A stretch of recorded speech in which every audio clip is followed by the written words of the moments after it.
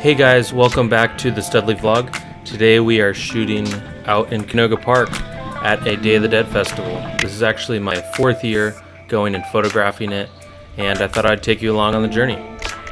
Today I am shooting with my Leica M6 with a 50mm, 35mm, and 15mm lens, and I'm shooting with Hp5 metered at 800, and then I'm also shooting on my Contax G1 Kodak Proimage100. Enjoy!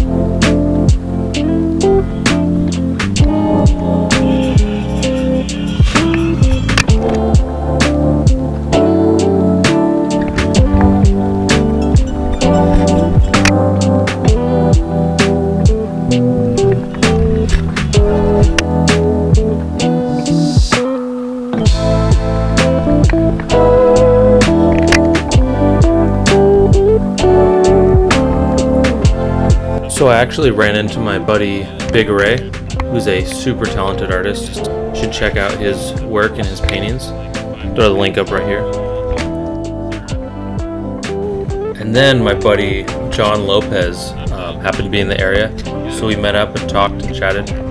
and he was actually shooting on his Canon Rebel with a 35 1.4 lens. Go check his stuff out.